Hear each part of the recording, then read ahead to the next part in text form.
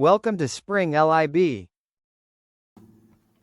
Our question says that we have a swimmer that is a distance d equal to 35 meters away from a lightning strike that carries a current T of 78 times 10 to the third amperes. The water has a resistivity rho sub W of 30 ohms per meter, and the width of the swimmer along a radial line from the strike is 0.70 meters, which I call delta R. And he has a resistance across that width of R equal to 4 kiloohms or 4 times 10 to the third ohms.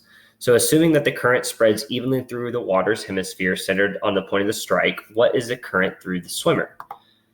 Okay, well, since the current spreads uniformly over the hemisphere, the current density at any given radius r from the striking point J is going to be equal to J. Excuse me, let me get my cursor here. J is equal to the current, in this case is T, over the area 2 pi r squared. Well, since the electric field E is equal to rho sub W times the current density, it's going to be equal to rho sub W times T over 2 pi r squared.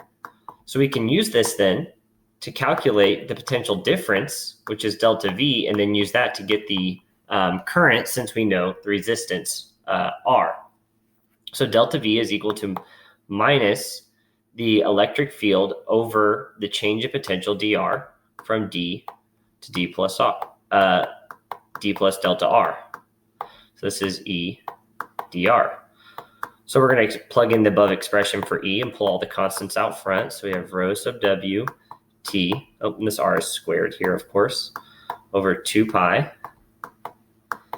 And then the integral over 1 over r squared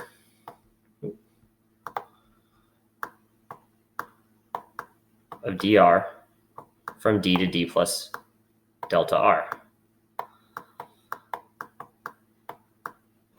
So if you carry out that operation and then consolidate, this is minus rho sub W T divided by 2 pi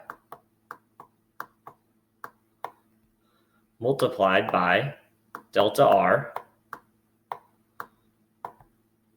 divided by d times d plus delta R. Okay, and then using Ohm's law, which says that I is equal to delta V over R, we have I is equal to rho sub W times T divided by 2 pi R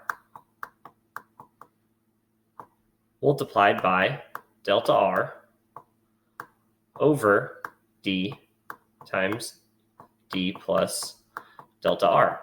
So we know all the values in this expression because they were given in the question.